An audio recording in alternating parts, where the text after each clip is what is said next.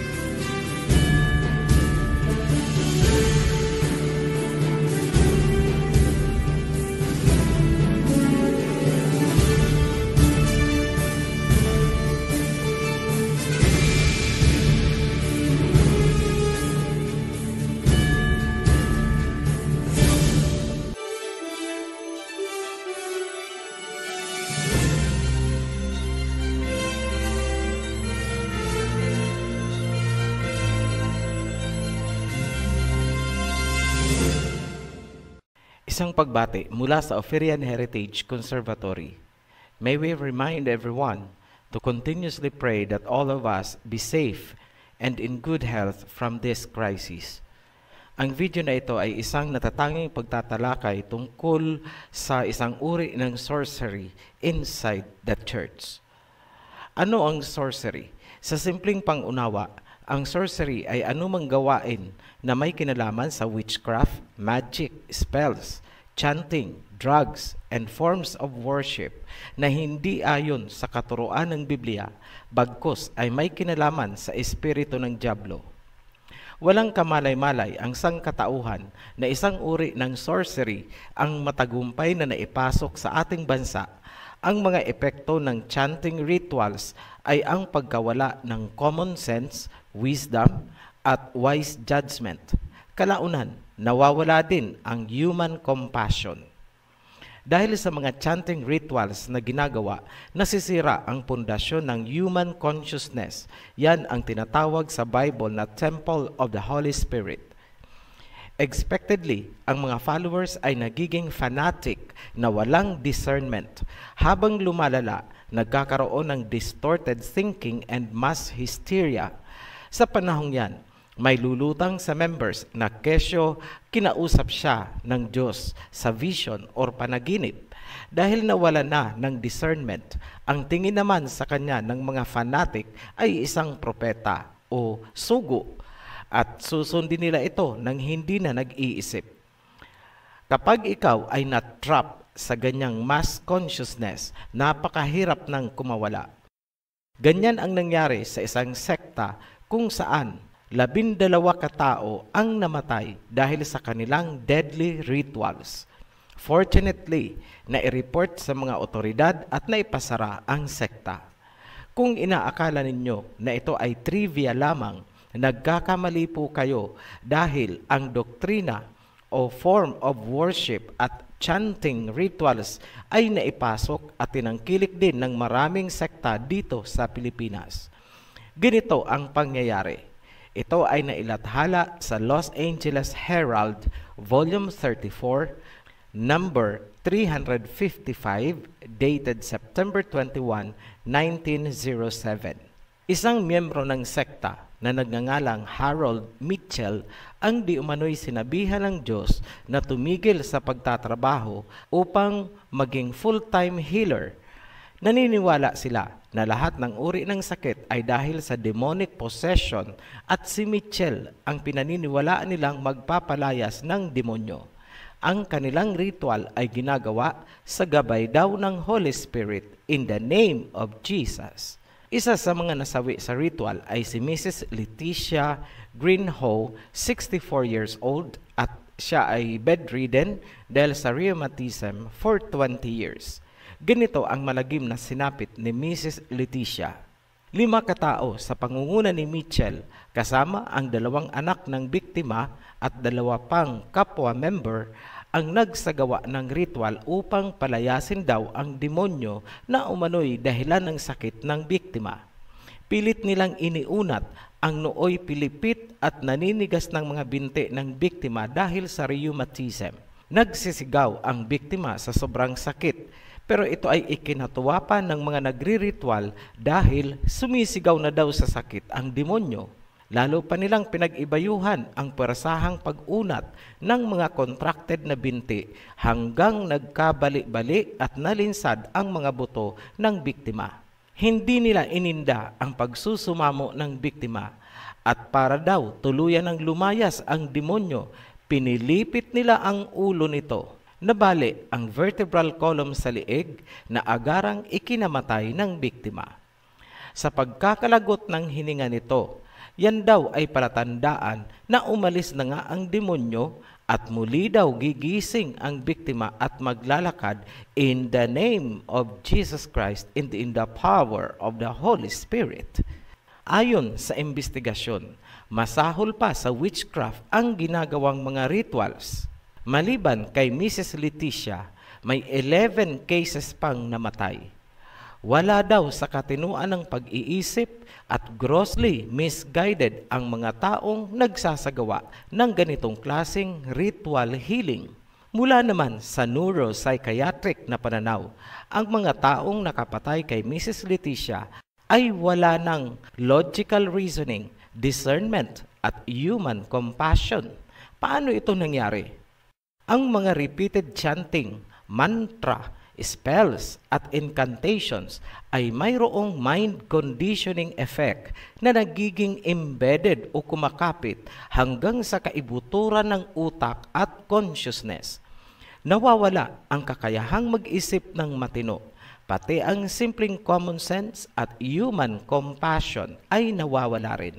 Sa ganitong kalagayan, ang tao ay matatawag nating fanatic zombie follower. Kung anong doktrina ang naiprogram sa utak niya, yun ang gagawin niya without thinking. Para silang nasa ilalim ng hypnotic control na hindi makapag-isip kung tama ba o mali ang kanilang ginagawa. Pati ang human compassion o yung pakaramdam ng pagkakaawa sa isang tao ay nawawala din. Yan ang dahilan kaya namatay si Mrs. Leticia sa kamay ng mga fanatic zombie followers nitong sekta na nagkiklaim na guided daw ng Holy Spirit.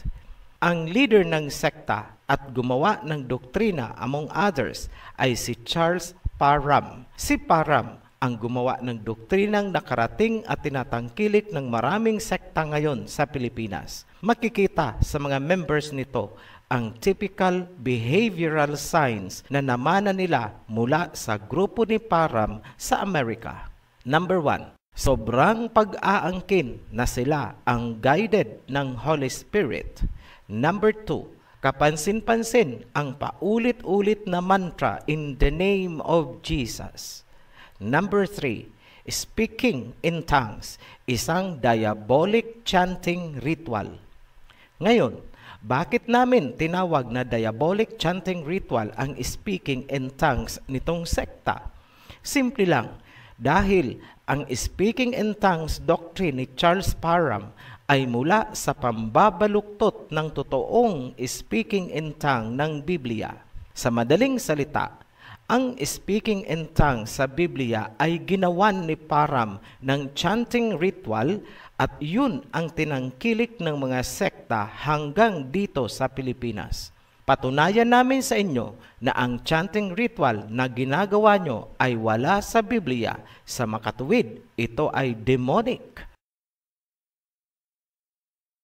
Sinasabi ng mga tagapagturo nitong speaking in tongues na hindi raw sinasadya ang mga salita at ito ay otomatikong lumalabas lang sa kanilang mga bibig. Ipagpalagay nating totoo at ganun nga. Ibig sabihin, hindi nila kontrolado ang kanilang consciousness habang nag-speaking in tongues. Kung hindi nila kontrolado ang sarili habang nag-i-speaking in tongue ritual, sino pala ang kumukontrol?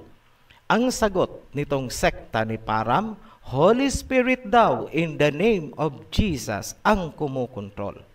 Tanong, bakit nawala sa katinuan ang kanilang mga followers noon? Kumbaga Holy Spirit yan. Bakit may mga namatay? Ibubunyag namin ang totoong nangyayari sa likod ng ginagawa na speaking in tongue at laying of hands nitong sekta. Binubuksan nila ang doorway of consciousness kung saan naroroon ang temple of the Holy Spirit. Ipinapaubaya ang sarili at hinahayaang pumasok ang inaakala nyong Holy Spirit at yun ang nagkontrol ng inyong mga dila. In short, ang nagsasalita ay unknown spirit na galing sa ibang dimension. As the spirit takes over, nagiging ecstatic ang nervous system nyo. Nagkakaroon ng mga involuntary jerking movements na parang nagkakaroon ng seizures. Ang iba ay direktang nawawalan ng malay tao at tumitimbuwang sa sahig. Tanong, saan sa Biblia sinasabi na tumitimbuwang ang mga tao na nagpa-laying of hands sa mga apostoles? Wala. Ibig sabihin, demonic spirit ang tinatawag nyo. Dahil binuksan nyo ang inyong consciousness at hinayaang pumasok ang ibang spirit, may nilalabag ba kayo sa Biblia? Yes, you allowed yourselves to be a medium of spirits. That is sorcery. Ipinagamit mo ang iyong dila para makapagsalita ang spirit na naghahatid ng subliminal messages na tinatawag nyong speaking in tongue. May napanood kaming testimony na angelic language daw ang lumalabas during speaking in tongues.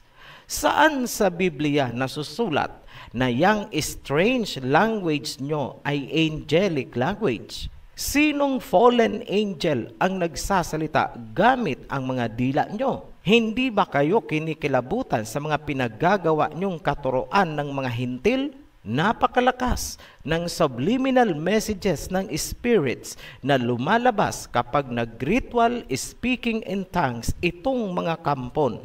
Ang taong pinapaikutan nila ay nawawalan ng malay at bumabagsak. Talo pa ang nabudol-budol na defile ang consciousness na overpower ng subliminal messages na pumasok sa kanilang utak at buong nervous system. Overloaded ang mga neurotransmitters ng utak. Ebidensya, tingnan nyo na lang ang mga jerking, spasms, seizures, at loss of consciousness. Ganyan ba ang ginagawa ng mga apostoles sa mga followers nila noon? Sagutin nyo, ikaw pastor, kung nakikinig ka, saan yan sa Biblia na nagkikisay at nawawala ng malay ang nilulukuban ng Holy Spirit? Wala, di ba? Niyuyurakan nyo ang Holy Spirit. Madalas nyong gamitin ang Acts chapter 2 verse 3 hanggang 4. Himayin natin. They saw what seemed to be tongues of fire that separated and came to rest on each of them.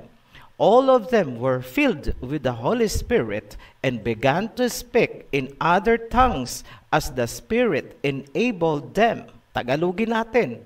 At nakita nila ang tila mga dila na dumapo sa bawat isa at sila ay napuspos ng banal na Espiritu at nagsimulang magsalita ng ibang salita ayon sa ipinagkaloob sa kanila. Huwag niyong puputulin ang chapter. Ituloy natin para makuha ang tunay na nilalaman. Verse 5, Now there were staying in Jerusalem Elohim-fearing Jews from every nation under heaven.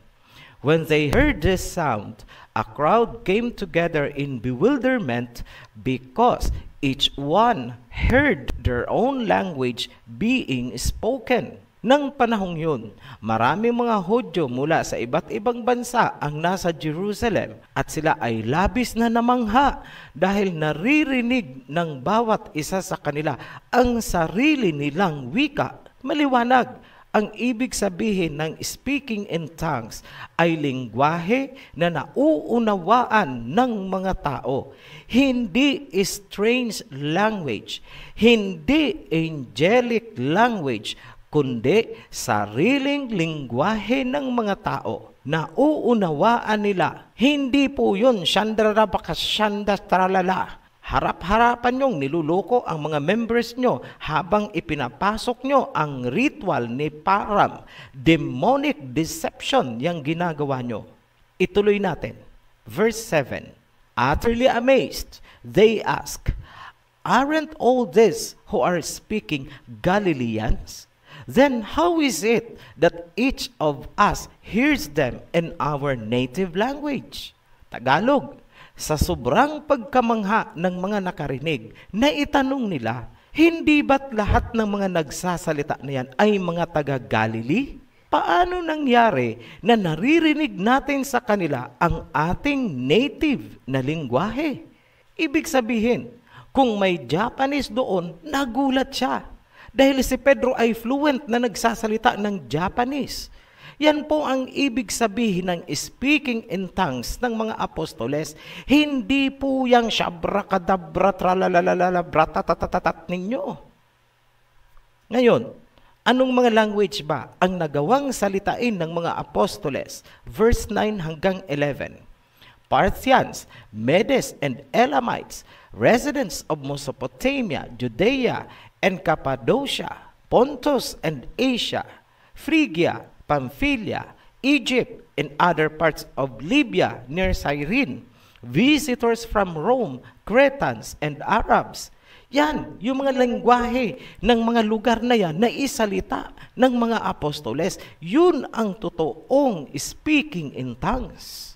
Ngayon, ikumpara nyo ang sinasabi nyong speaking in tongues dyan sa sinasabi ng Acts chapter 2. Sa Biblia, ang speaking in tongues ng mga apostoles ay nauunawaan ng mga nakakarinig. Yun ang gift ng Holy Spirit.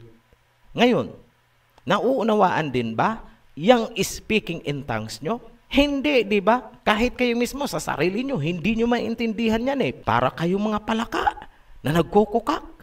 Ibig sabihin, hindi yan ang sinasabi sa Acts chapter 2. Idedepensa nyo na naman, angelic language. Ang galing nyo maglubid ng mga kasinungalingan.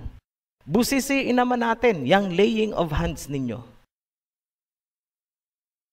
Ang laying of hands ay ginagawa ng mga apostoles noon upang ibahagi ang Holy Spirit sa isang tao. Acts chapter 8 verse 17. Then Peter and John placed their hands on them and they received the Holy Spirit. Pangalawa, ang laying of hands ay ginagawa bilang confirmation of responsibility sa isang tao. Acts chapter 13 verse 3.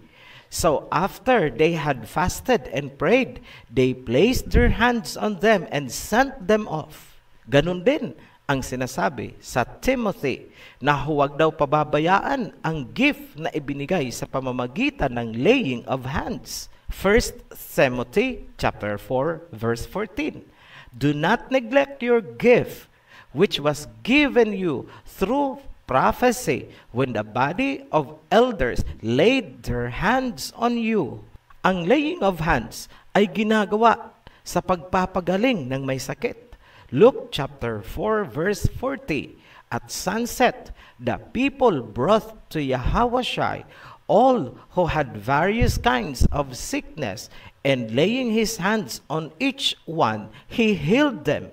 Ikumpara ulit natin ang laying of hands nitong sekta. Panoorin nyo sa YouTube, maraming video dyan, kung paanong tumimbawang ang mga tao sa laying of hands nitong mga sekta. Nakahilera ang mga tao sa harap ng pastor habang tuloy ang chanting nila ng in Jesus name, shandararapaka, shandararapaka, blap, tumbado yung tao.